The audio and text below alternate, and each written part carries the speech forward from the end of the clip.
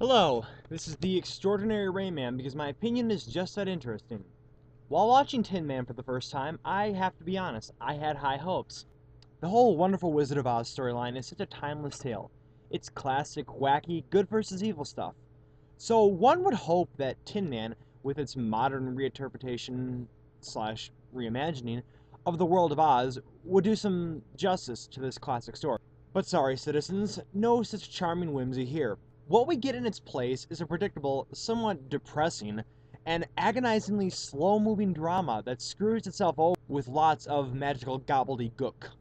Before I go any further, let me warn you, I delve pretty deep into some of the aspects of the story, and I quite frequently will be giving away more than a few twists and reveals. You have been warned. Even though I pointed out how the story of the Wizard of Oz is very well known, Tin Man does take a lot of liberties with the original story of Oz, so I think a basic plot synopsis is called for. Young country town girl DJ, played by the lovely Zooey Deschanel, Wherever you go, whatever you do, I will be right here waiting for you. doesn't care much for her simple farm life. She works at a diner where her boss bosses her around a lot and doesn't treat her very nice. Oh, and she's also good at fixing things. I thought I'd point that out because that aspect of her character really plays no part ever again in the story. Anyway, the villain character, as Cordelia, evil dictator of the OZ, the Outer Zone, our newfangled Oz world, who I'm assuming is supposed to be our Wicked Witch character, wants to kill DJ because DJ is beginning to have visions about the OZ. So she sends her longcoat soldiers to Earth with a mission to kill DJ. They travel to Earth via a travel storm. A travel storm.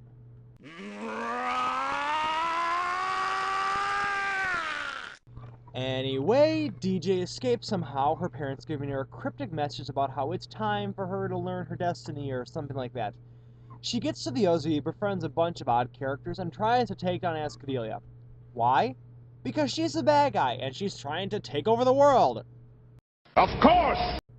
I don't want to give the impression that every single thing about this film, show, or whatever you want to call it, is terrible, because it's really not that terrible, with an explanation. The show does have some interesting choices on the part of its reimagining. They take the Scarecrow's brainlessness a little more literal, giving him a zipper on his forehead where they took his brain out, which I think looks kind of interesting. The title character Tin Man isn't a metal man. Tin Man is a slang term for the police.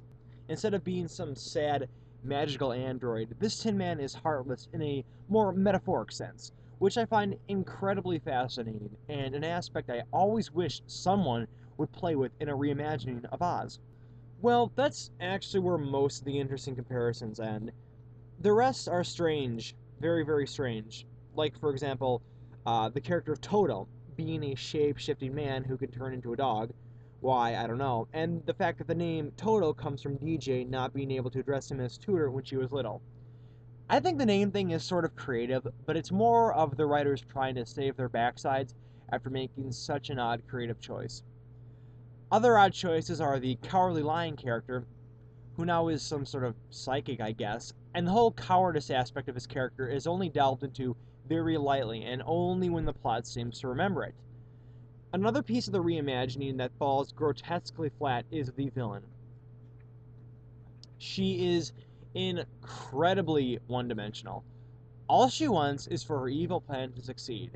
And aside from being really hot, and I thought bad witches were supposed to be ugly, there is nothing appealing about her, even as a villain. I really found myself hating this character. No, not in a, oh, what a deliciously terrible villain with a fleshed out personality and directives. I cannot wait to see that they get what's coming to them. No, it was not like that at all. I feel nothing from her or for her, aside from her desire to destroy the OZ. And for what, really? She and her henchmen live there. If they destroy it, where are they going to store all their stuff?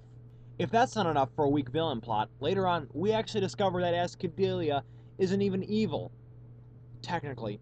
She's actually possessed by an evil witch. And to that, I call cop-out! This is simply the writers not wanting us to fully hate this character, because, as it turns out, she is redeemed by the end of the story. The cheapness I felt upon learning that the villain is not evil by choice reminded me of the rage I still feel over how Anakin Skywalker was basically tricked into the dark side by Palpatine, but I can really only handle one terrible movie at a time. An even bigger offender against this mess of a story is its use of magic. Now, magic can be really good in a story. It can be used to create fantastic worlds that are vastly more interesting than our own. Stories like Harry Potter, Sandman, or Hellboy use magic to create places that we could only dream of. Then you have stories that use magic as an end-all, solve-all solution to fix up everything and tie up all loose ends whenever the plot requires it to be so. This, my friends, is called Deus Ex Machina, and it is a very sad thing.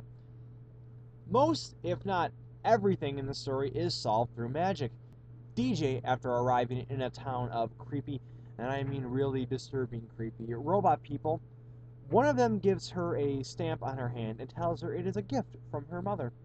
It's a magic seal, and in this story, it's the best thing she could ever ask for. Need to open a magic door? Done! Need to find your way to a secret chamber? Just use magic! Need to get out of a jade coffin your evil sister placed you in by, once again, using magic? Just use magic to solve it. Now, I know that in a story taking place in a magical world, magic is going to be used to fix some of the problems. But when no clear limit or rules are given in the way magic works, and the writers themselves seem to be doing whatever the heck they want with the magic, we as the audience are always aware and never surprised by how the protagonist will overcome a problem. There's no tension, no suspense, no alarms, and no surprises.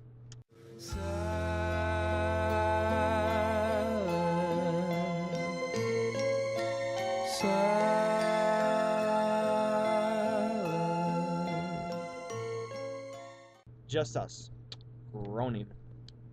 But easily the worst, and I mean the worst thing about this movie, show, whatever, is its constant exposition.